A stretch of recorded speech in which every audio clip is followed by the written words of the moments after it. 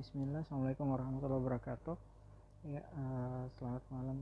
Jadi malam ini kita akan belajar lagi tentang kasus-kasus bedah, yaitu khususnya dalam hal ini trauma toraks ya, atau bedah toraks. Nah, untuk kasus kalam ini yang kita bahas tentang hematotoraks ya, hematotoraks ya. Nah, hematotoraks sendiri ya, salah satu penyakit trauma dada ya, yang disebabkan oleh banyak faktor. Nah, kalau secara definisi kita lihat dulu hematotoraks itu apa sih ya. Kalau secara definisi hematotoraks itu adanya akumulasi darah ya, darah pada kavum pleura. Nah, darah pada kavum pleura. Nah, kita lihat dulu secara anatominya. Misal ini adalah gambar paru normal. Nah, pada bagian paru normal ini ada paru dan ada bagian dinding dada. Nah, ini yang bagian dinding dada, pada lapisan dalamnya ada yang namanya pleura, yang bagian parietal ya, parietal. Nah, kemudian yang bagian dalam ada yang namanya pleura yang visceral ya. Nah, antara pleura parietal dan visceral ini ya, itu yang disebut sebagai ruangan kosong ya, atau ruangan tertutup yang disebut sebagai cavum pleura. Nah, cavum pleura ini sendiri merupakan ruangan tertutup. Tidak ada hubungan antara bagian dalam paru maupun atmosfer, dan dia merupakan tidak terisi cairan ya, dan dia bersih ya, tidak ada cairan di dalamnya. Nah, ketika pada cavum pleura tersebut justru terisi darah ya, yang disebabkan oleh faktor trauma misalnya ya, baik trauma tajam maupun trauma tumpul. Nah, maka kasus akumulasi darah pada cavum pleura tersebutlah kita sebut sebagai hematotoraks ya. Itu definisinya, akumulasi darah pada cavum pleura itu antara pleura parietal dan pleura visceral, seperti itu.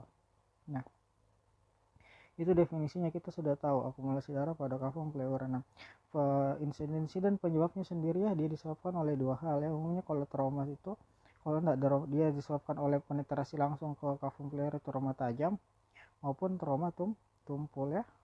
Nah, baik trauma tajam maupun trauma tumpul.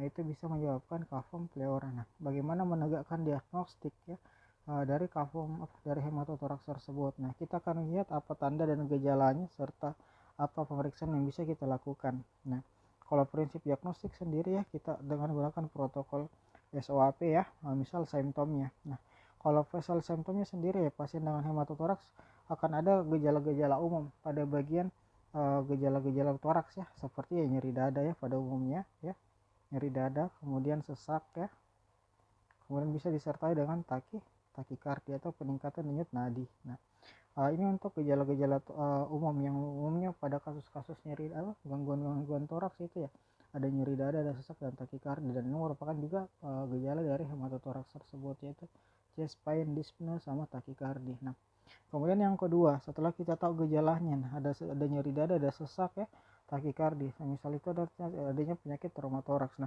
kita lihat tandanya apa yang kira-kira khas ya, yang bisa kita temukan, wah betul-betul ini adalah hematotoraks.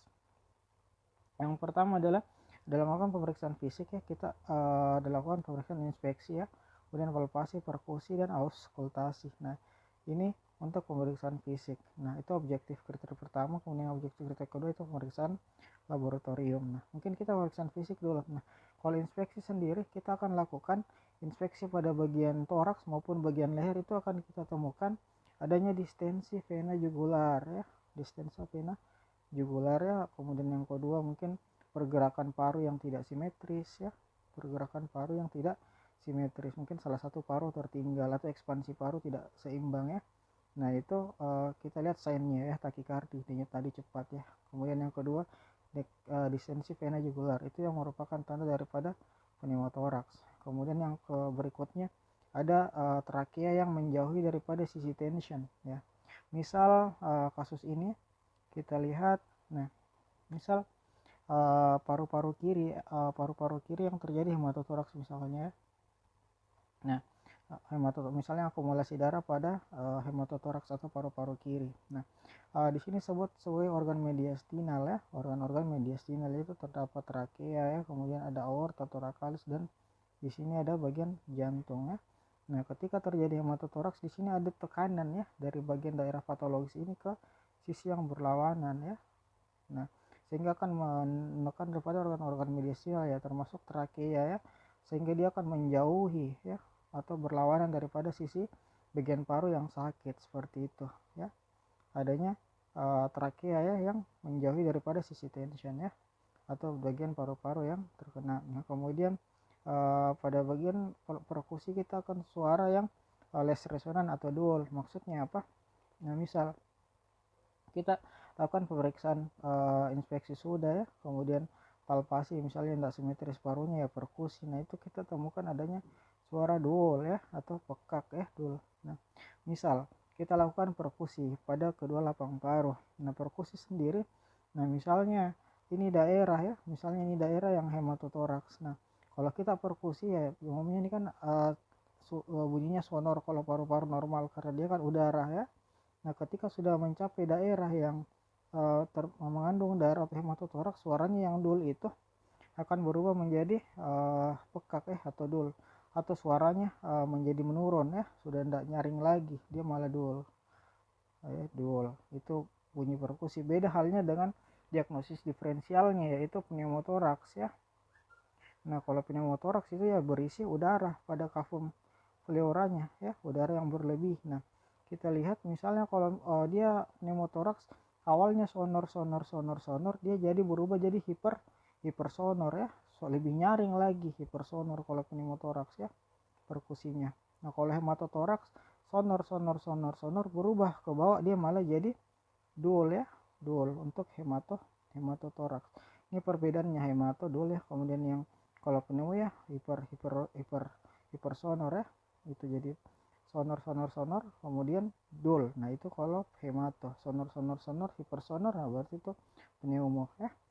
Itu untuk pemeriksaan perkusi ya. Kemudian pemeriksaan berikutnya ya, auskultasi atau menggunakan stetoskop. Nah, sound become distant atau absent ya daripada lesi. Maksudnya apa? Nah, ketika kita lakukan auskultasi pada bagian paru itu, misal inilah paru yang sakit, misalnya yang mengalami hematotoraks. Nah, kita akan auskultasi misalnya membandingkan suara paru kiri dan suara paru kanan. Untuk paru-paru misalnya yang normal itu ya suaranya ya vesikular ya atau bronkofesikular ya. Nah, bandingkan dengan paru-paru sisinya atau paru-paru sebelahnya. Nah, dia justru suara parunya itu malah menurun ya, menurun. Kita auskultasi kok suara parunya yang sebenarnya tidak sama ya, justru berkurang atau nggak kedengaran suara nafas ya, dia bisa menurun atau bahkan tidak ada sama sekali ya, tidak ada suara nafas ya pada bagian hematotoraks tersebut ya.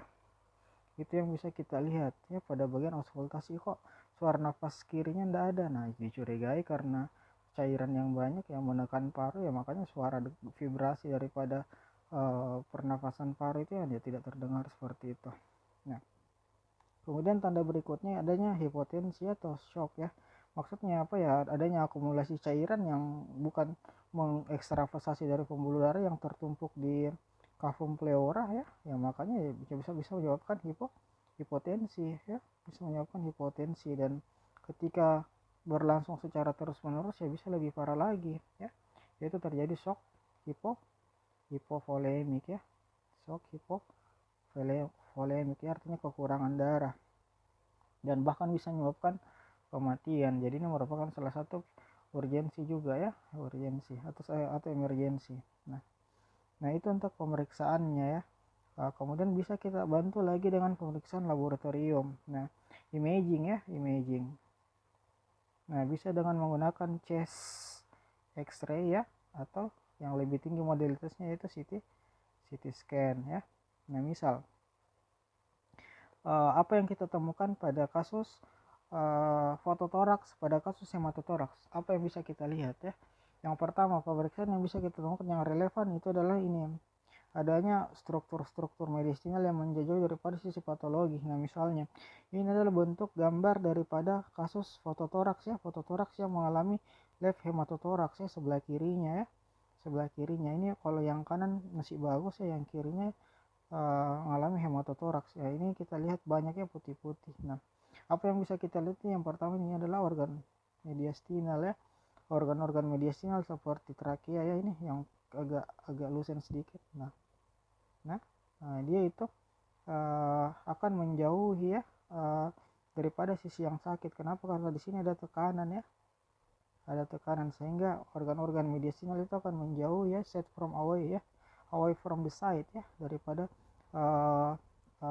sisi yang patologis, itu sebelah kiri. Makanya mediastinal, organ mediastinal seperti trakea akan deviasi ke sisi yang sehat. Nah itu yang pertama. Kemudian yang kedua, pada pemeriksaan chest X-ray kita kenal itu yang namanya angulus costophrenicus ya, atau ini sudut ya. Iya. Lanjut ke chest X-ray ya, ini adalah costophrenicus ya, sudut antara costa dan diafragma ya, atau frenica.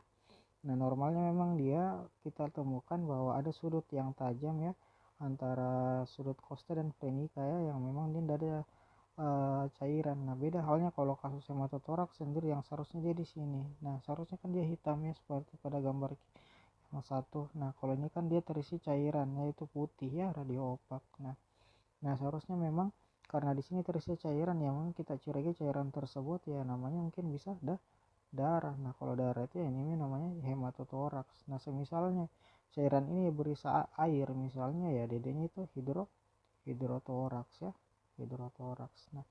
Nah kalau yang bisa kita lihat jadi dua hal ya yang khas ya, organ-organ mediastinal yang deviasi ya. Kemudian yang kedua sudut costophrenica yang sudah tidak tajam lagi karena sudah putih, adanya akumulasi cairan.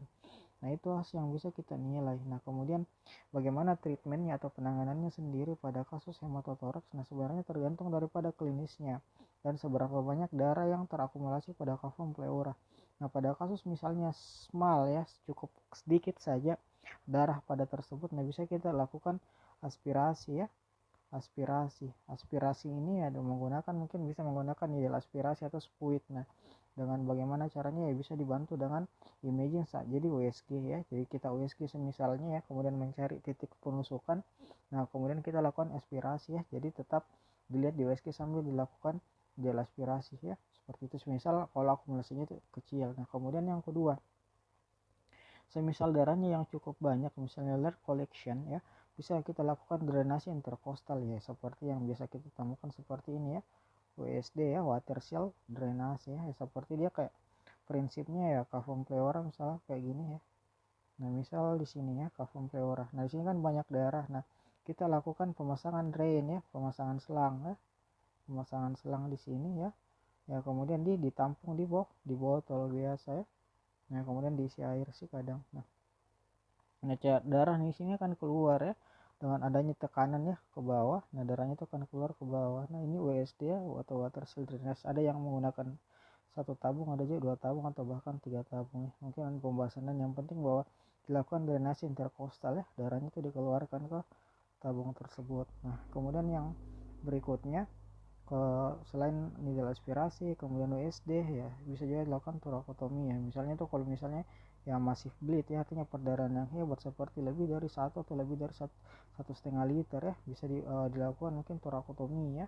Dan penting untuk menatau sumber daripada perdarahan, jangan sampai terus darah-darah keluar tapi penyebabnya tidak kita hentikan, yaitu lakukan torakotomi. Nah itu 3 kali aspirasi USD sampai torakotomi. Nah itu mungkin yang sempat kita bahas tentang hematotoraks ya. Mungkin materinya cukup ya, lumayan. Yang penting kita paham sih, nggak usah dihafal, yang penting paham. Nah, mungkin akan bisa nanti dilogikakan ya. Mungkin kita rangkum dikit ya. Hematotoraks ya, akumulasi darah pada cavum pleura yang disebabkan trauma ya, bisa tajam sama tumpul ya. Dan juga gejalanya ya nyeri dada, sesak ya, takikardi. Kemudian pemeriksaannya bisa yang khasnya itu pemeriksaan fisik ya, distensi vena jugular ya, deviasi trakea ya, kemudian salah satu paru yang tidak simetris misalnya, kemudian kita palpasi ekspansi paru tidak sama kiri sama kanan ya, atau mungkin ada krepitasi pada bagian kosta ya, bisa menyebabkan trauma ke cavum pleura robekan. Nah, mungkin ada krepitasi tulang. Kemudian kita perkusi yang awalnya sonor berubah jadi dul atau pekak ya. Kemudian auskultasi, suara nafas menghilang pada bagian sisi yang patologis. Nah, kemudian bisa kita lihat juga pada tanda vital ya, ada hipotensi disertai takikardi ya, curiga shock hipovolemik. Nah kita bantu dengan imaging ya, seperti chest X-ray ya. Ini tadi mediastinal sama costophrenica menjauh, menghilang ya. Kemudian diagnostiknya bisa juga dengan CT ya, lebih bagus lagi modalitasnya. Nah ini kan kelihatan Nah, dan kolos itu ya juga bisa menyebabkan ini lebih khas lagi. Ada bagian fraktur ya, ini fraktur kosta misalnya ya pada kosta 10. Nah, ini yang menyebabkan robekan pada kavum pleura parietal. Nah, itu pembuluh darah interkostal mungkin misalnya robek ya, ya akumulasi darah ya mengalir ke kavum pleura seperti itu. Treatmentnya ya pertama ya bisa dilakukan ideal aspirasi dengan bantuan USG untuk sambil imaging ya. Yang kemudian WST, yang ketiga ya torakotomi ya. Demikian mungkin yang bisa kita bahas, semoga bermanfaat ya. Untuk teman-teman bisa untuk continue ya, bisa dapatkan sambil subscribe, dan untuk mendapatkan konten-konten yang lanjutan bisa kita belajar sama-sama ya. Kemudian yang kedua bisa di komen sekiranya di sini masih banyak kekurangan ya, mohon dimaafkan. Sedikit berbagi dari kami ya. Saya tutup. Assalamualaikum warahmatullahi wabarakatuh.